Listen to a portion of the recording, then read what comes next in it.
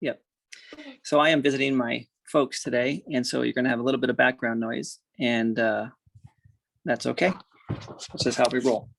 Because I wanted to get these out to you, make sure that we still had them.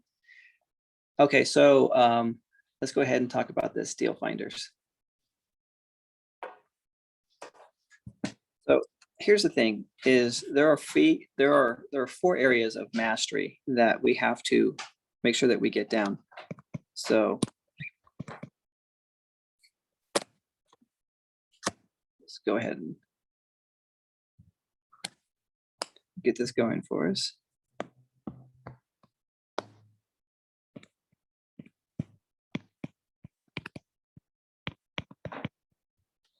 And we're going to hit upon this many times, and we're going to go deep each time we go into it. So these 4 areas of mastery are 1,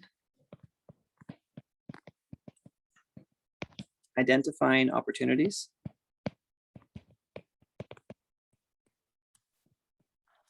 2,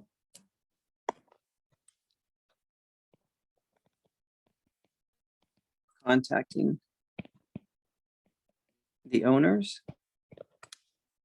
3, evaluating the numbers or the opportunity. We'll just call it the opportunity to be consistent.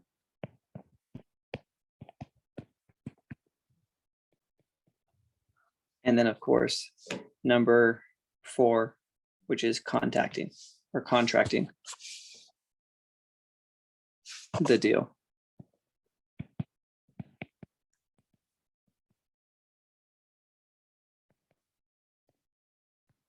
So identifying, contacting, evaluating, and contracting.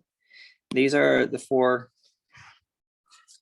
areas that we are going to spend the majority of our time these next couple of weeks as we go over and share everything. So here's what's happening here. So this is why this is so important, is when we look at this from the standpoint of these areas of mastery, what we're really looking at is we are looking at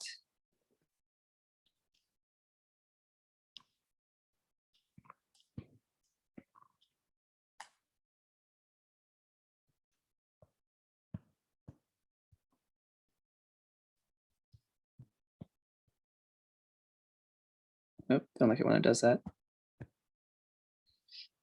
Is what we're really looking at here is basically psychology and story in each one of these areas here.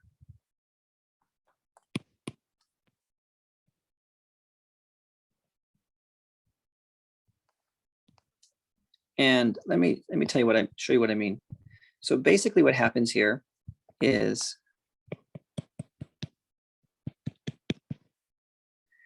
we have a story and we have a psychology, which is nothing more than just basically, when I say psychology, I'm basically just saying belief and emotion.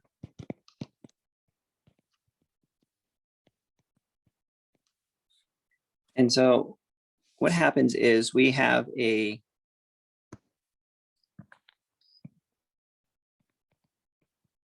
belief, and then that belief generates an emotion.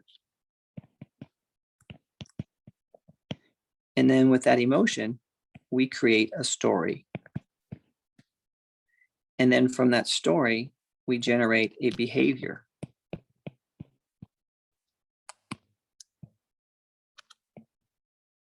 And then that behavior delivers a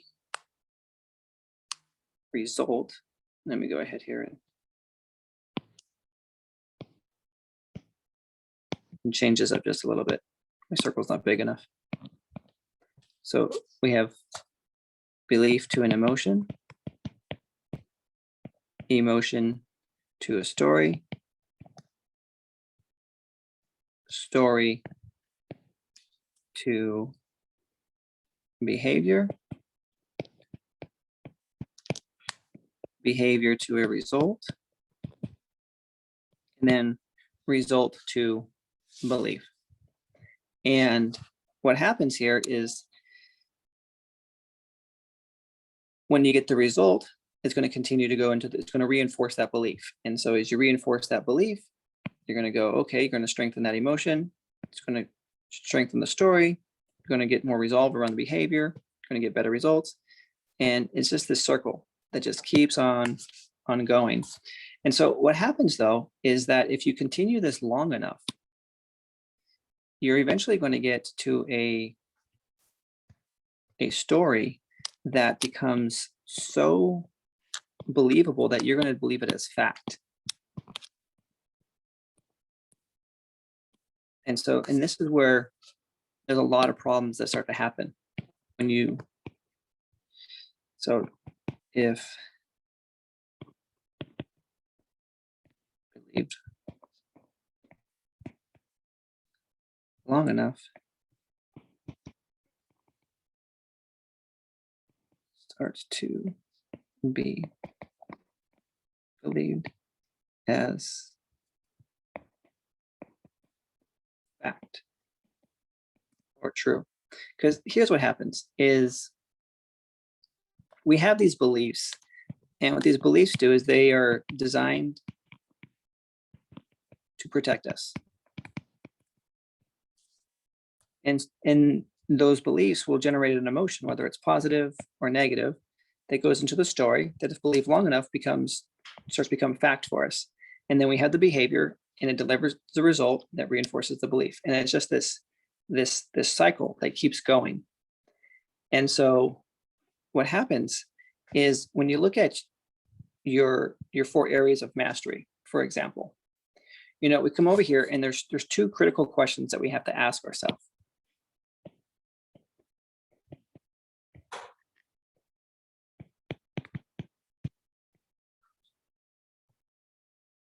And these 2 critical questions are,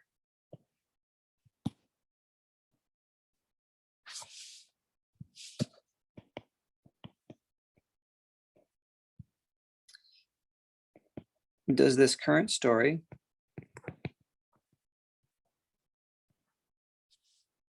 support my current goals for myself?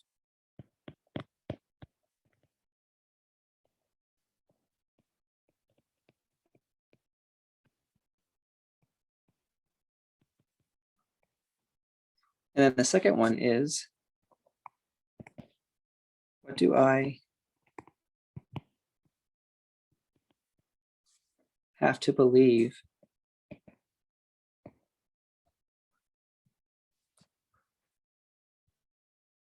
in order for the new story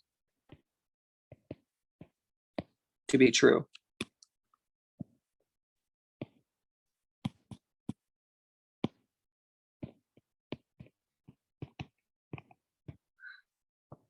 So when we go back over here to this belief, we ask ourselves this question is this current story or this current belief or the story, the patterns, everything, the belief, the emotion, the story, it's a package deal, does it support our goals for where we want to go? If it does, great, continue it. If it doesn't, then it's time to create a new story. Because if you look at this here, you can shortcut the process by creating a new story rather than creating a new belief, because the behavior from that new story is going to get you the result that's going to influence the belief that'll give you the emotion, and you can go ahead and reinforce the story. So here's the beautiful thing about this is that you don't have to go back inside and change a belief. So the starting point originally may have been a belief, but if you change the story, you can change the belief. Versus also why you can change a belief, you can change the story. You can also change the story and change the belief. So it's interchangeable. So you have the new, and it just keeps going. It's this cycle here. So it just keeps going round and around and around and around. And this is what we want to do. So we want to reinforce ourselves. So for example, we start looking at these 4 areas of mastery: the identifying the opportunities, the contacting the owners, the evaluating the opportunity, and the contracting the deal. And we look at, okay, great. So what are my behaviors? What's my psychology and story around this? What beliefs do I have? What emotions, positive or negative, for each one of these areas? What's my story associated with it? What's the behavior? And am I getting the results that I said that I want to have? If not, then I got to change the story. So that's where these two critical questions come into play. And so it's critical that we take a look at this. And so it's, I'm going to go ahead and add this as well.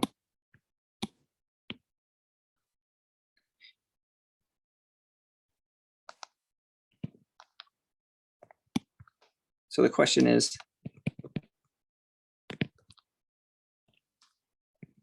how do we back out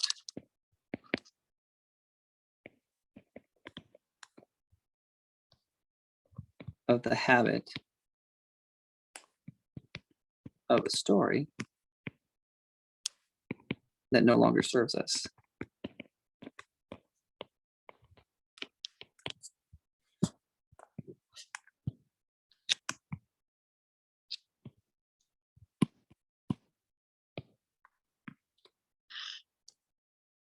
Like, this is really like crucial for us to understand.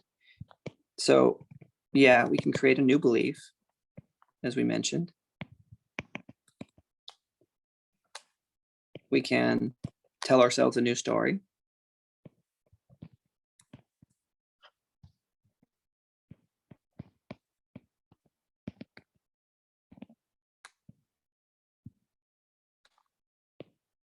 And we can create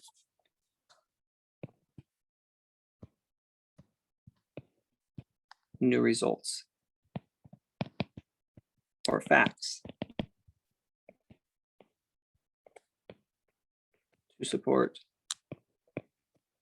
or replace current story or belief.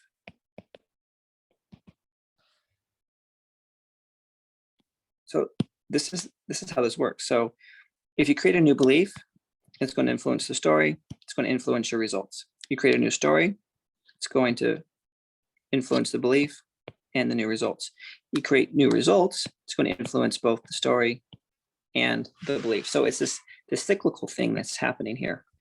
And so if you wanted to jump in and do anything, you could focus on your belief, you could focus on your story, or you could focus on your behavior and the results. These two are relatively combined.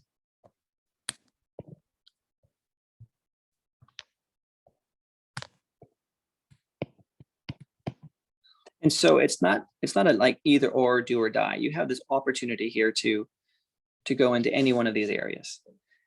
And this is very high level as far as like, okay, looking at these areas of mastery, identifying, contact, evaluating, contracting. But so like, why am I going over this? Well, the main reason is because so many people aren't taking the action steps that are needed in order for them to succeed in this business. And the reason why is because they have a belief, a belief or a story that's not delivering on the behavior that they want, not giving them the results that they want. And so we have to look at that. Like, what is this belief? Like, what is this belief they have around identifying properties? Like, for example, oh, my market isn't good enough, or there's too much competition, or there's whatever the reason may be why I can't have these opportunities, or contacting the owners, or, I'm afraid to talk to the owners, or they don't want to talk to me, or no one wants to answer the door, or evaluating the opportunity. Like, oh, I don't know the numbers. I'm not good at math, or whatever the story is that we tell ourselves. Same with contracting the deal. Like, oh, I don't know how to negotiate. I'm not a good negotiator. I don't know how to do this.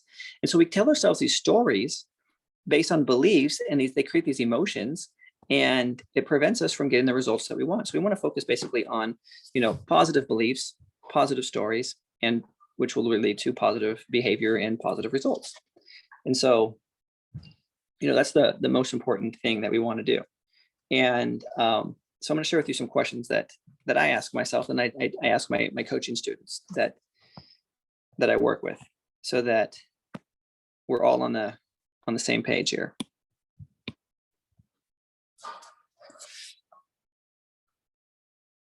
So, and these are questions that you have to know if you're running a business. So we're just going to have these as metrics. So the first question is, On average. Yeah, honey.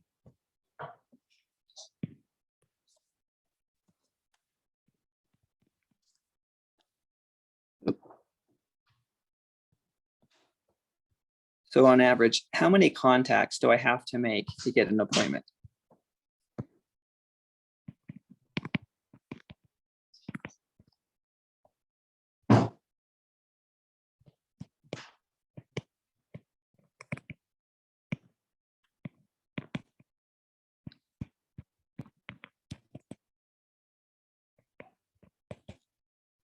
So that's the first question. How many contacts to get an appointment? Question number 2 is, on average, how many offers do I have to make to get a contract? Oops.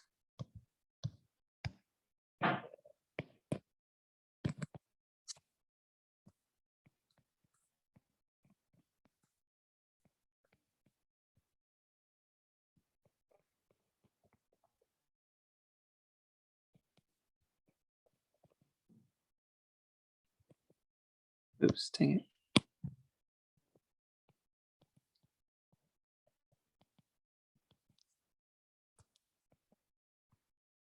So offers to contract. And then the third one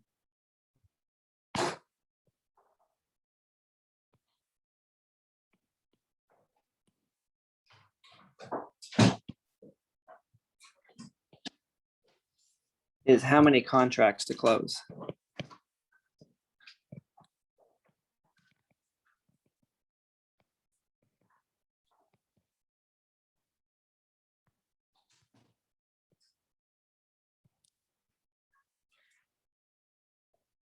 Dad, Yeah, honey. can I go on my pink tablet? Sure you can.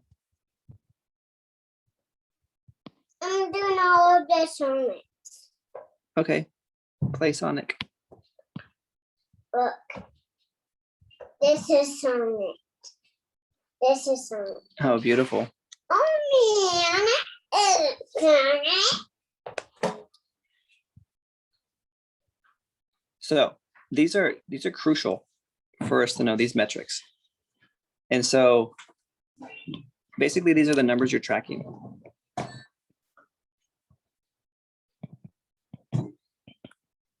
Hey, honey, can you go on the couch with that? Over. Yep. Thank you.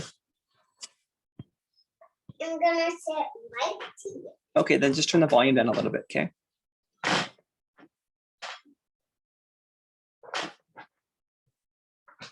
So basically what you're doing is you want to track your contacts, your appointments, your offers, your contracts, and then your closings. Like that's the most important thing.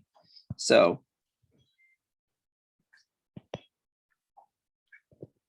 weekly, you're tracking how many contacts have you made, how many appointments.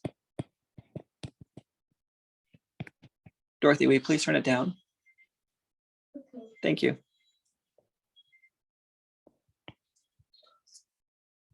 How many offers? How many contracts? And then of course, how many have closed? Go in my room. No. Dorothy, go ahead and go over there where Papa's at. Thank you.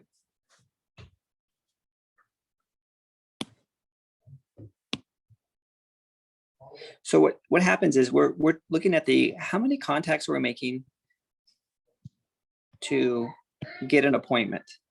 And basically what we're looking at is the percentage here. So we're looking at basically our contract to app appointment ratio. So basically it's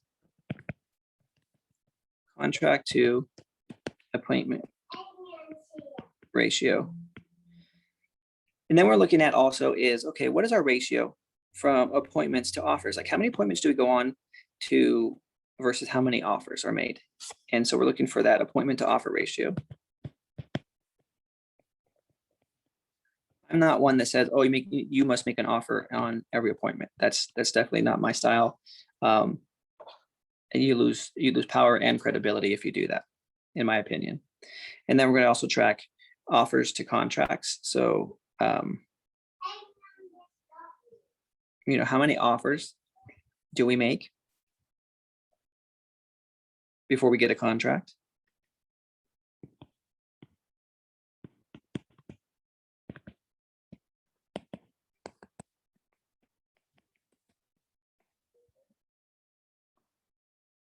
And then of course, closed.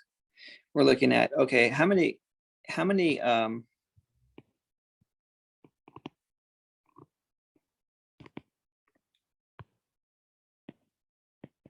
contracts to close ratio?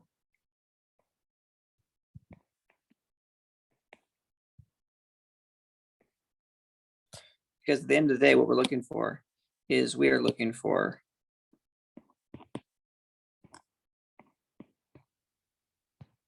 cash.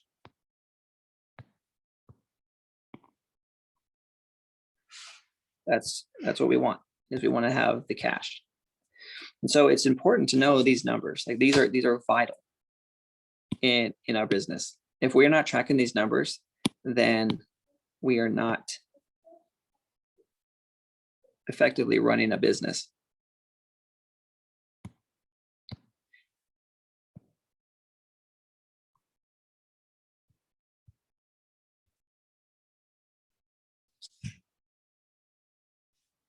So let me show you exactly what that would look like. So here's a sheet that I use. Let me find it for you right here. Might be kind of small. There we go.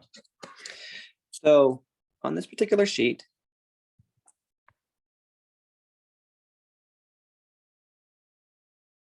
let's say this is June, or we'll just go July. So I printed out, I put July 2021, and then you can see I have the date. So this particular year, I believe Thursday is the first. Yeah. So I just put it here 1, 2, 3, 4, 5, 6, 7, 8, 9, 10, 11, 12. So you get the idea. So I know what day of the month it is. So my first day is going to be a Thursday, and I'm going to have contacts. And so I'm going to go ahead and I'm going to just put little hash marks for every contact that I make. And it's not just like, hey, someone picked up and said hello. These are qualified contacts. These are people that are, they have a house. I've identified them. I found them, or it's a relative of someone, so I can go ahead and move forward. So I put these little hash marks down as I move forward, throughout the day. And my goal is a minimum of, 5 qualified contacts a day for me, as a one-man show where I'm at. Now, if I have more people on my team, that number is going to be huge, because that's going to be dedicated only for that. Or if you're just getting started and you don't have any deals, then 5 is no way. Like you need like 25 a day or 50 or something like that, like something that's going to, again, bring in the results that you're looking for when it comes to finding these deals. So I continue to do this. And you just want to, figure all these ratios out. And so the result is, let's say the first day they called people, Friday the result was like, oh, okay, appointment set 1, 2, 3, 4 Main Street. And I put the appointment down. Then, keep going. Let's say this day, appointment set 1, 2, 3 Brown. And I also do and then this day, actually, I run the appointment. Oh, so hang on. This is actually where the appointment was had. So then what I do is I make sure that I'm tracking my appointments. And then say later on, we go on another appointment for Brown. And let's say that Main Street was not a deal. Just leave it as is. Brown was a deal. So I actually give them a written offer. And so I just track that written offer. It goes to contract. They accepted the very next day. And then let's say we close a couple days later. And then I also put, if I'm going to, if I assign this property, I just put a little, 10K. At the end of the month, what I'm doing is I'm going to add these all up. So let's say I have 150. I have 7, 5, 3, and then 1. So I'm just going to go ahead and with these numbers, just try to figure out, these are obviously fake numbers. So 150 divided by 7.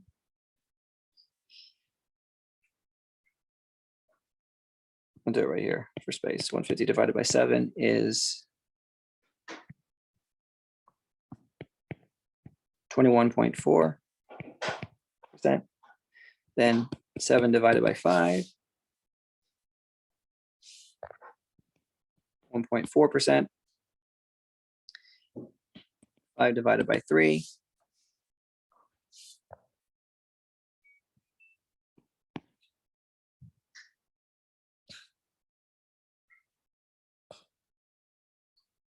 1.67, or 1 2/3. And then of course 3 divided by 1.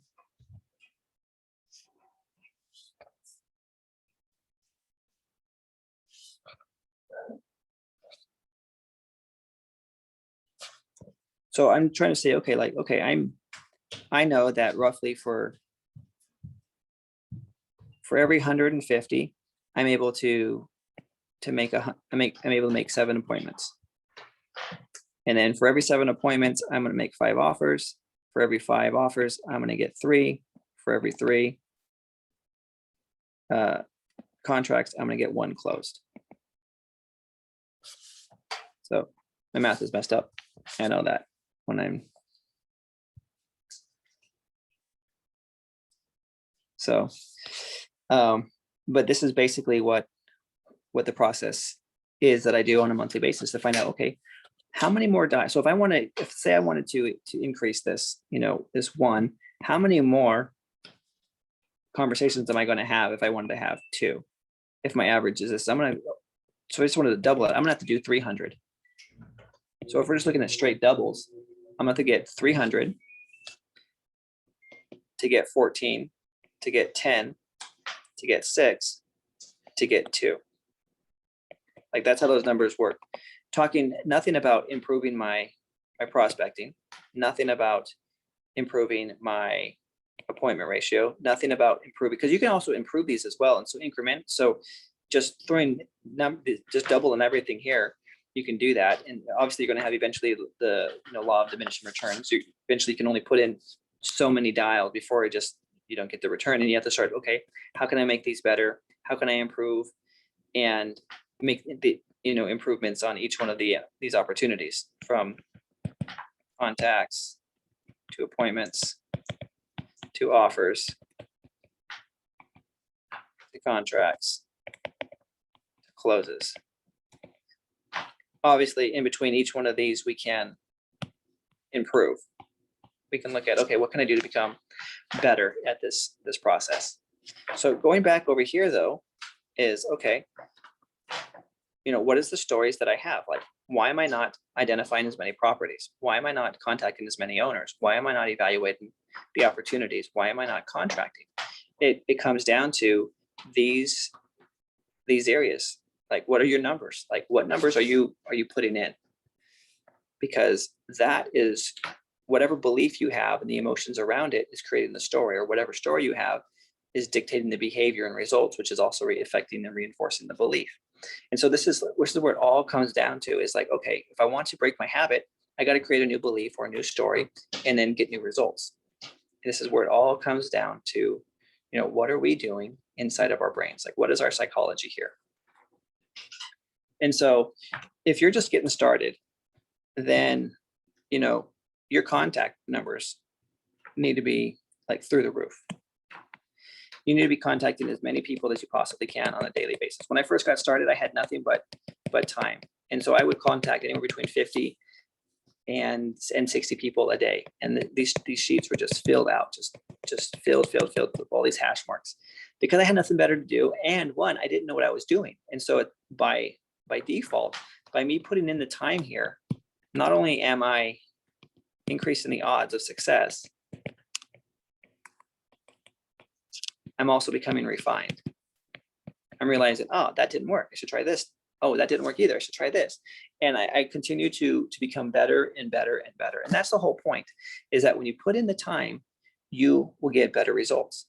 And that comes back to, that's a belief that I have. The more that I do, the better I'll feel about myself, because I know I'm making progress. And that the story is that the more I do, the more that I'll make. And so and my behavior supports that. I get the results. And it was 3 weeks of me doing this, I got my first deal for $20,000. How do you turn this up? I'm almost done, and then we can go. Okay, honey.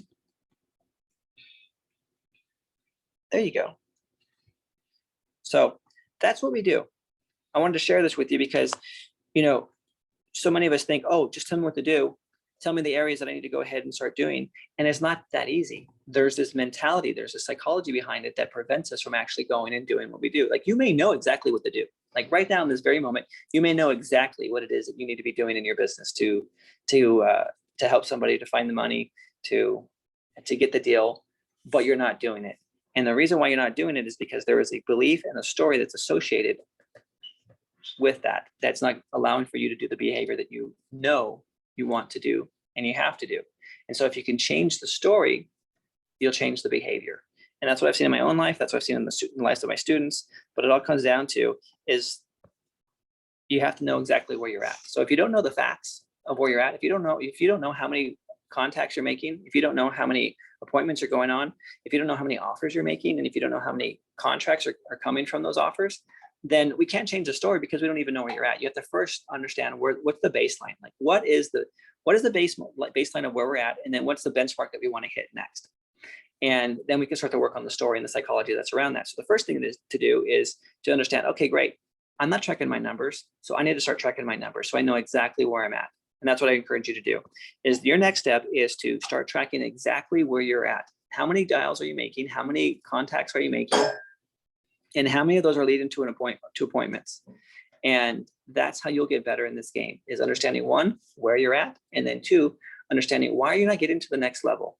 Is there a story, or is there a belief that's preventing you from doing that or from getting that result? But until you actually track the results that you have currently, you will never get to the next level, because you don't know what you're building off of. You don't know where you're weak and where you're falling short. So anyway, thanks for being here, guys. This has been another Deal Finders call with Ryan Nickel from Bootstrap REI, and I'll see you guys next week. Thanks.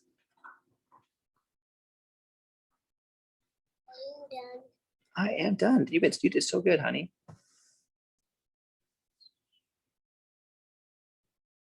Dad,